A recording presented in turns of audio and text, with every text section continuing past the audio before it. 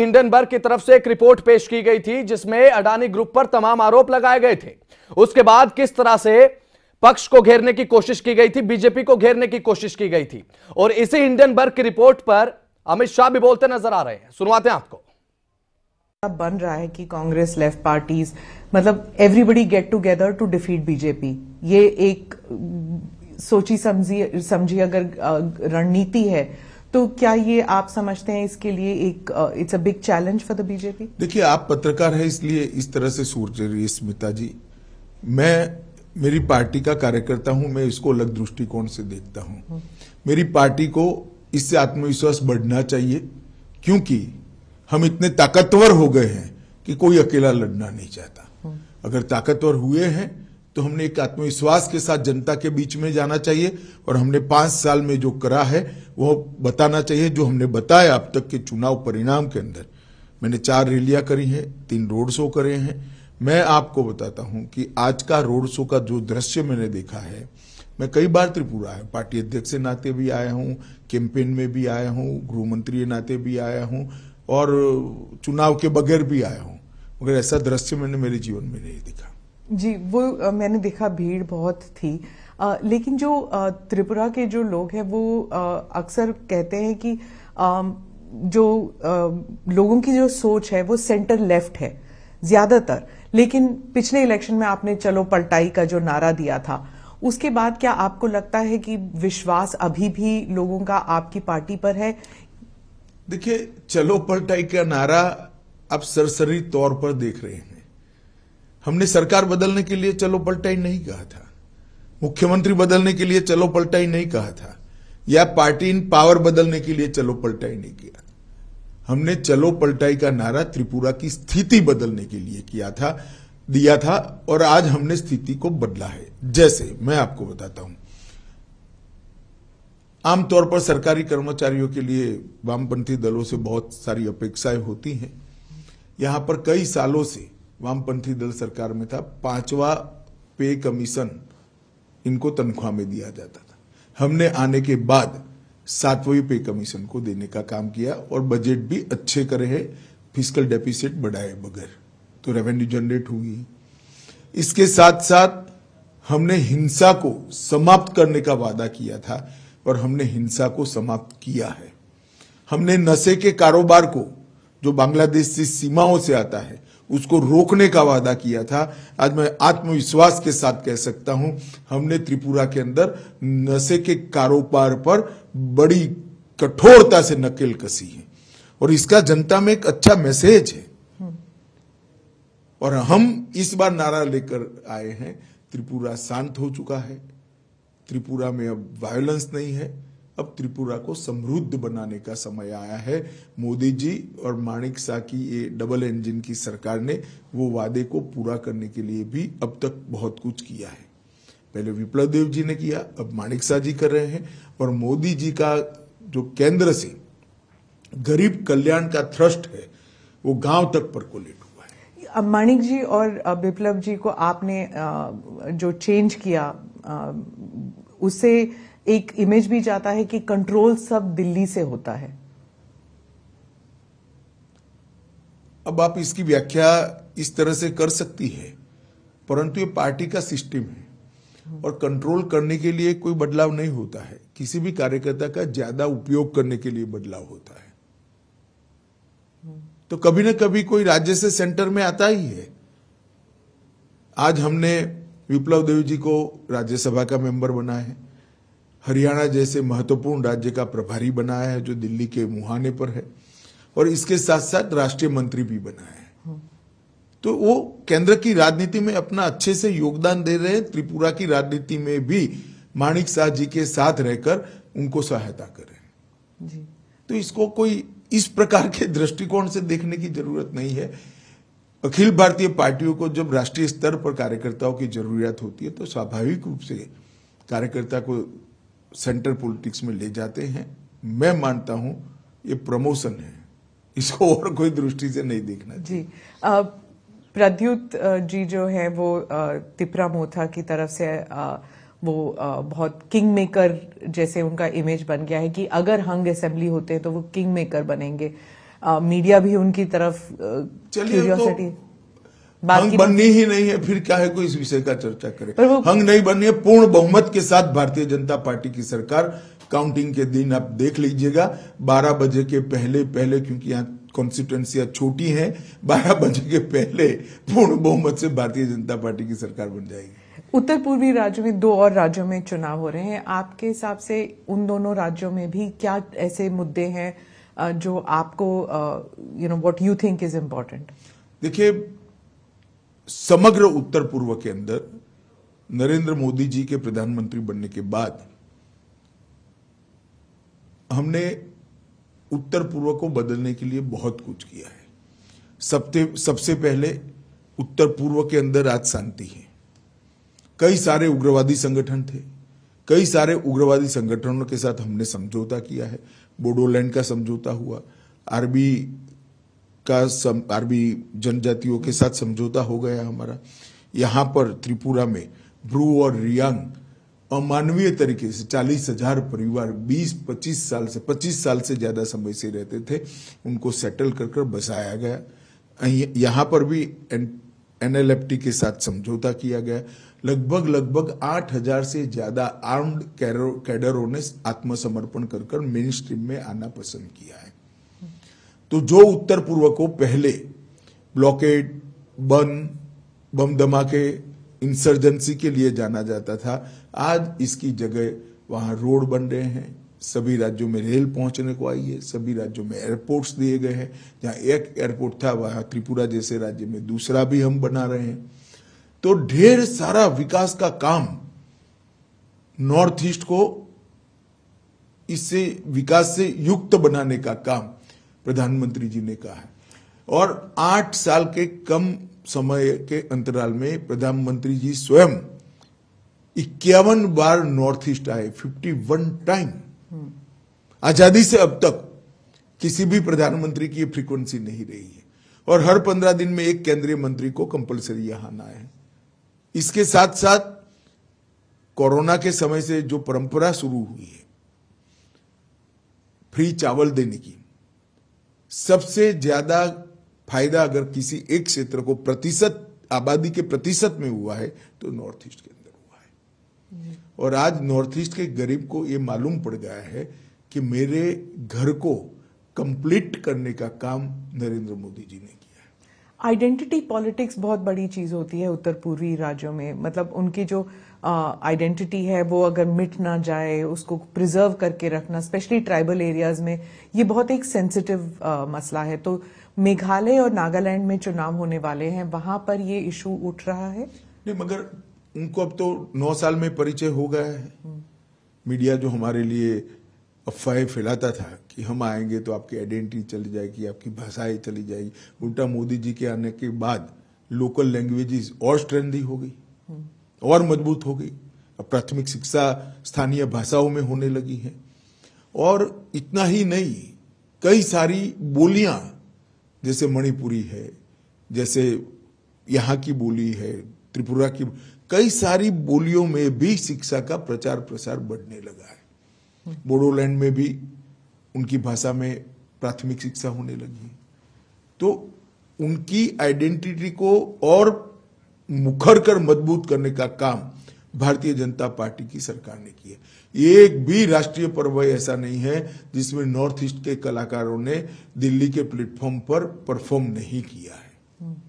उनके लिए देश भर के अंदर स्वीकृति बढ़ी है।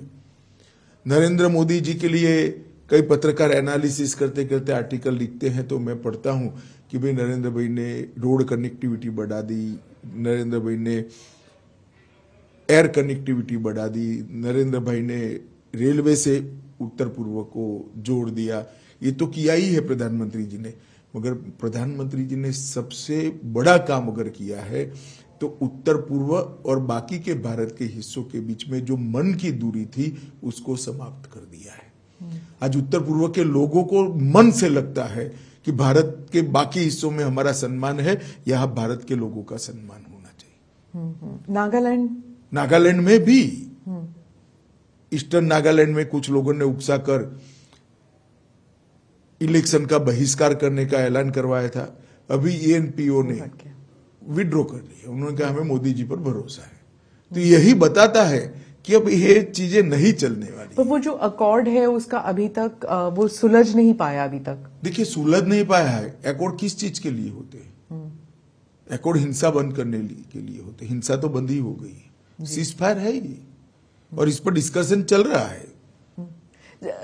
जब उत्तर पूर्वी राज्यों में जब इलेक्शन होते हैं हमेशा जो ये बातें चलती हैं कि सीएए एनआरसी को लेके, लेकिन इस बार ये 3 राज्यों में चुनाव होने वाले हैं इस महीने और सीएए एनआरसी की बात ही नहीं उठ रही। आप भी नहीं उठा रहे और ऑपोजिशन भी नहीं उठा रही। नहीं, हमारा उठाने का सवाल ही नहीं है, क्योंकि यहाँ पर शेड्यूल 6 और इनर लाइन परमिट से प्रोटेक्टेड लगभग 80% से ज्यादा हिस्सा है, इसलिए इससे प्रभावित ही नहीं होता है। सर, जनजाति लोगों की जो समस्याएं हैं उनको किस तरह दूर किया हुआ है बीजेपी ने, और ऐसा आपको क्यों लगता है कि जो जनजातीय समुदाय है बीजेपी को वोट देगी इस बार? देखिए मैं आपको बताता हूं, जनजातीय समुदाय की बहुत सारी दिक्कतें थी। एक तो मन से वो उनकी स्वीकृति चाहते थे। नरेंद्र मोदी जी ने बड़े प्यार से जनजातियों को गले लगाने का काम किया है। इतने सालों के बाद पहली बार कोई राष्ट्रपति जनजातीय समाज से बनी है। इतने सालों के बाद पहली बार जनजातीय गौरव दिवस भगवान बिरसा मुंडा की जन्मदिन के पर मनाया जा रहा है। इतने सालों के बाद 1857 से पहले से जिन जनजातीय स्वतंत्रता सेनानियों ने देश को स्वतंत्र कराने के लिए योगदान दिया, इसके 10 बड़े बड़े म्यूजियम 200 करोड़ की लागत से बनाए जा रहे हैं। एकलव्य स्कूल लगभग 300% बढ़ जाएंगे। तो ये बहुत बड़ी उपलब्धि है। उनको लगता है कि ये सरकार हमारे लिए सोच रही है। इसके साथ साथ देश भर के जो गरीबों को फायदा हुआ, वो पूरा फायदा जनजातीय समाज को किसी भी भेदभाव के बगैर मिला है। मैं स्पष्टता से कह सकता हूं, कांग्रेस के शासन में नहीं होता था। आज गरीबों को घर मिल रहा है, तो क्योंकि जनजातीय समाज में सबसे ज्यादा गरीबी थी, सबसे ज्यादा फायदा उनको हुआ है। घर में पानी पहुंच रहा है, उनके घर में बरोबर पहुंच रहा है। गैस का सिलेंडर मिला है, उनको भी मिल रहा है। 5 लाख तक का हेल्थ का कार्ड मिल रहा है, तो उनको भी मिल रहा है। मुफ्त चावल उनको भी मिल रहा है। ढेर सारी चीजें जो मोदी जी ने आम गरीबों के लिए की, इसका किसी भी भेदभाव के बगैर उसका फायदा जनजातियों को मिला है। और जनजाति को भी अब विकास का अनुभव होने लगा है कि हमें गुमराह कर कर, झगड़ा लगाकर हाथ में हथियार थमा दिए गए, मगर हमारा कल्याण नहीं हुआ, पीढ़ियां बर्बाद हो गई। आज शांति के कारण डेवलपमेंट संभव हुआ है। शांति के कारण जनजाति के बच्चों का शिक्षा समाप्त हुआ है, और शांति के कारण रोजगारी भी बढ़ी है। और ये जो नरेंद्र मोदी जी का संदेश है, विकसित नॉर्थ ईस्ट, पूरे भारत में इंजीनियरिंग अजूबा माने जाएंगे। इस प्रकार के double decker bridge north east के अंदर बने हैं। 2024 के पहले नॉर्थ ईस्ट की सभी राजधानी रेल और एयर इससे जुड़ जाएगी। ये कोई छोटी बात नहीं है जी। आप मिलिटेंसी की बात करते हैं तो मैं अब दक्षिण की ओर रुख करती हूँ। आप सैटरडे को, शनिवार को आप कर्नाटका में थे और आपने पीएफआई की बात की कि बीजेपी की सरकार है जिसने पीएफआई को बैन किया, और थोड़ा सा उसमें विवादास्पद बयान ये भी था कि कांग्रेस जो है वो पीएफआई को उकसा रही थी। तो वहां पर जो कर्नाटका के जो कांग्रेस लीडर्स हैं वो इस बात से काफी नाराज हैं कि ये टिपिफाई किया आपने कि कांग्रेस और पीएफआई एक थी। मैंने ऐसा नहीं किया कांग्रेस और पीएफआई एक थी। मैंने ये कहा कि पीएफआई के कैडर पर अलग अलग प्रकार के केस थे, वो केस को समाप्त करने का प्रयास कांग्रेस सरकार द्वारा किया गया, जिसको कोर्ट ने रोका है। अब इसमें इनको बुरा लगाने जैसा क्या? या तो आप प्रयास न करते, प्रयास करोगे तो सुनना पड़ेगा। और दूसरी ओर हमने पीएफआई को बैन किया है, सफलतापूर्वक बैन किया है। और मैं मानता हूं कि पीएफआई इस देश में धर्मांधता और कट्टरता बढ़ाने वाला ऑर्गेनाइजेशन था। टेररिज्म का एक प्रकार से रॉ मटेरियल तैयार करने का वो लोग प्रयास कर रहे थे। कई ऐसे डॉक्यूमेंट मिले हैं जो बताते हैं कि इनकी गतिविधियां देश की एकता और अखंडता के लिए अच्छी नहीं थी। तो हमने वोट बैंक की पॉलिटिक्स से ऊपर उठकर इस पर कठोरतापूर्वक बैन लगाने का फैसला किया है। पर इतने साल क्यों लग गए? मतलब सब जानते थे, खासकर कर्नाटका में सब जानते थे कि पीएफआई जो है वो टेररिज्म के साथ थी। देखिए, एक समय था जब पीएफआई दक्षिण कर्नाटक और केरल का प्रॉब्लम था। जब हमने बैन लगाने का फैसला दिया इस वक्त कि पीएफआई ने देश भर में अपना काम फैलाने का शुरुआत भी कर दी थी, काफी हद तक फैला भी चुके थे। और कुछ इस प्रकार की एजेंसियों के पास सूचनाएं भी आई जिसमें देरी करना या शंका का लाभ देना ठीक नहीं था। इसलिए हमने इस पर निर्णय किया और कठोरता के साथ बैन लगाया है और बहुत अच्छे तरीके से समाज में कोई रिएक्शन आइदर और साइड से नहीं आया है। जी, आप पुत्तूर गए थे और वहां पे आपने भारत माता मंदिर का उद्घाटन भी किया था। ये दूसरा है शायद भारत माता मंदिर। तो वहां पे चर्चा शुरू हो गई है कि चुनाव प्रचार शुरू कर दिया है अमित शाह जी ने और एक कॉकटेल बना रहे हैं हिंदुत्व कम पेट्रियोटिज्म, इस सब का मिला के। देखिए, दुर्भाग्यपूर्ण स्थिति है कि भारत माता का मंदिर कोई जो बनाता है जिसमें तात्या टोपे से लेकर सावरकर जी से लेकर एक्का तक, परमवीर चक्र एक्का तक की तस्वीरें लगी हैं और भारत माता का मंदिर बनाने का जो प्रयास हुआ है, मैं आपको कहता हूं, आप भी कभी समय मिलिए तो जाइएगा। आप तो कर्नाटक से ही हैं। इतने अच्छे एटमॉस्फेयर में वो मंदिर को इतना शांत, क्लीन और नीट बनाया है जिस ट्रस्ट ने बनाया है। मैं तो उसको बहुत बहुत साधुवाद देना चाहता हूं। और अगर वो भारत माता के मंदिर में जाने से मुझ पर कोई आरोप लगता है तो सभी आरोपों को मैं स्वीकार भी करता हूं और स्वागत भी करता हूं। सिद्धरामैया जी और डीके शिव कुमार कह रहे हैं कि आप अमित शाह जी और मोदी जितनी बार भी आए, कर्नाटका के लोगों ने तय कर लिया है कि बीजेपी की सरकार नहीं आएगी इस बार। चलिए, वो तो ऐसा ही कहेंगे, हमारे लिए अच्छा नहीं कहेंगे क्योंकि हमारे सामने वो चुनाव लड़ रहे हैं। मगर कर्नाटक के अंदर पूर्ण बहुमत की भारतीय जनता पार्टी की सरकार बनने जा रही है। मैं कर्नाटक 4 बार गया हूं विगत 2 महीने, 5 बार गया हूं विगत 2 महीनों में। मैं आपको बताता हूं, मैंने जनता की पल्स देखी है, नरेंद्र मोदी जी की लोकप्रियता देखी है। वहां पर बहुत बड़ा मैंडेट भारतीय जनता पार्टी को मिलने जा रहा है। तटीय और दक्षिण कर्नाटका में तो होल्ड था ही बीजेपी का, लेकिन आप मानते हैं कि बाकी इलाकों में भी? नहीं, उत्तर कर्नाटक और हैदराबाद कर्नाटक में भी मैं जाकर आया हूँ। जी जी। और मैंने शुरुआत तो मांड्या से करी है। मांड्या में इतनी बड़ी रैली भारतीय जनता पार्टी की कभी नहीं हुई। तो मांड्या की जनता भी अब परिवारवादी पार्टियों से खिसक कर भारतीय जनता पार्टी के डेवलपमेंट के पॉलिटिक्स को एक्सेप्ट करती है। मैं मानता हूं बहुत शुभ चिन्ह है कर्नाटक की राजनीति के लिए। जेडीएस जो है वो भी कह रही है कि हम पर परिवारवाद का आरोप लगाते हैं अमित शाह जी, लेकिन उनके पार्टी में भी तो इतने सारे लोग हैं जो second generation, third generation politicians हैं। देखिए, सेकंड जनरेशन, थर्ड जनरेशन में जो काम करते हैं ऐसे लोग मेरी पार्टी में भी है जी। मगर मेरी पार्टी में ऐसा नहीं है कि पार्टी का अध्यक्ष उसके बाद उसी के परिवार का व्यक्ति अध्यक्ष बनेगा या तो पूरा का पूरा परिवार एमपी या एमएलए बन जाएगा। ये किस प्रकार की कंपैरिजन है? पूरी डेमोक्रेटिक सिस्टम को आपने समाप्त कर दिया है।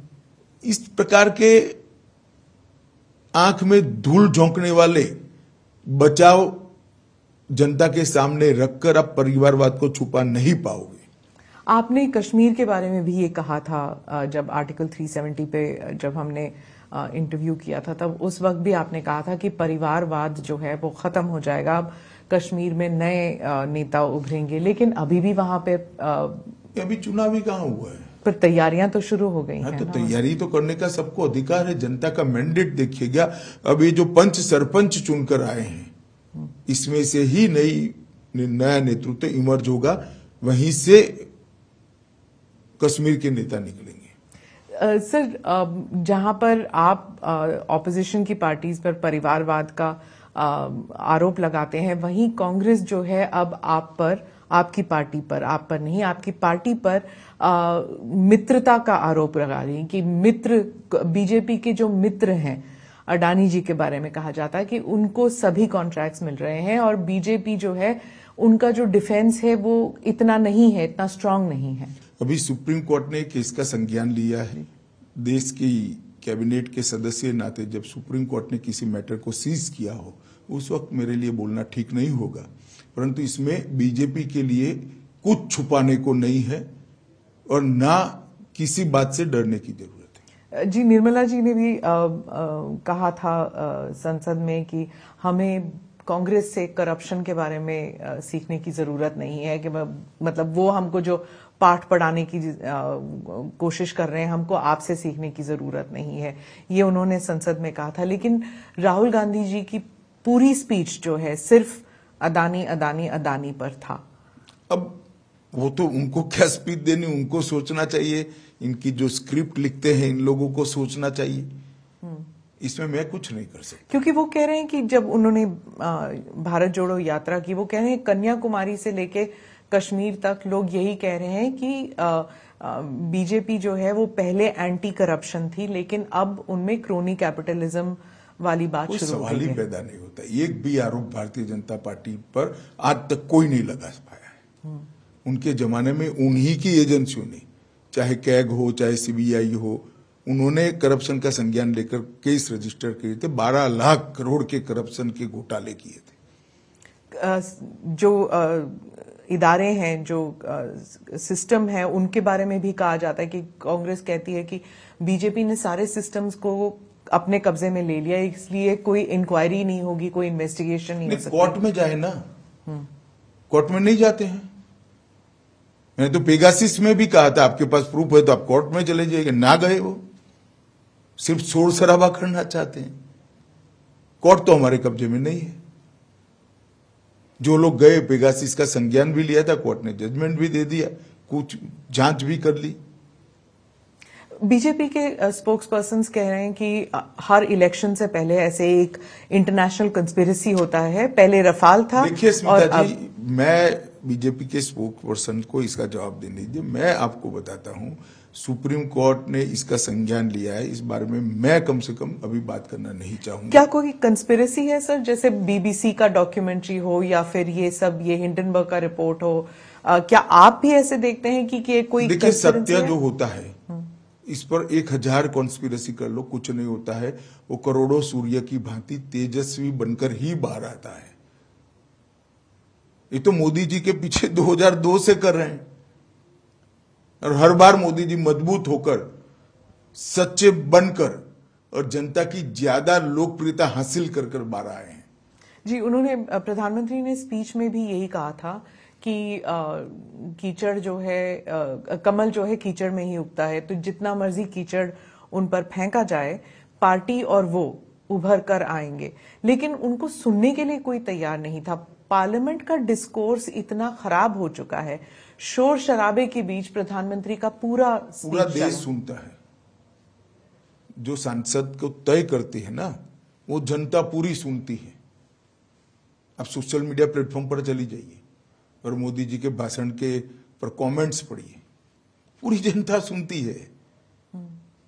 अब पॉलिटिकल स्टैंड लेकर कुछ पार्टियां नहीं सुनना चाहती है, वो भी जनता देख रही है। पर उनकी जो, वो कहते हैं कि जो हम तो अब पार्लियामेंट में, संसद में बोल भी नहीं सकते क्योंकि हमारे शब्द भी एक्सपंज किए जाते हैं। नहीं, पहली बार एक्सपंज नहीं हो रहे जी। पार्लियामेंट के प्रोसीडिंग्स एक्सपंज शब्दों और वाक्यों से भरा पड़ा है। पार्लियामेंट के रूल्स के हिसाब से बहस का स्थान है, और जब रूल्स के हिसाब से बहस करनी है तो पार्लियामेंट्री लैंग्वेज में करनी पड़ती है। आपने भी कहा था, जब अधीर रंजन जी ने पप्पू शब्द का इस्तेमाल किया, तो आपने कहा कि किसी भी सांसद के लिए ऐसे शब्द इस्तेमाल नहीं करने चाहिए। आपने भी कहा, उस वक्त सब हंस पड़े क्योंकि वो शब्द जो है इतना अजीब लगा कि संसद में कोई वो शब्द कह रहा है। तो वो, पर उसके बाद गाली गलौज भी शुरू हो चुकी है। आप इसके बारे में कुछ कहेंगे? कि देखिए, मैं तो मानता हूं कि जनता सब कुछ देख रही है और जनता इवेल्युएशन भी करती है। अब इंडियन डेमोक्रेसी इतनी मजबूत हो गई है, इतनी मैच्योर हो गई है कि वोट कास्ट करते वक्त ये सारी चीजों का संज्ञान भारत की जनता लेगी।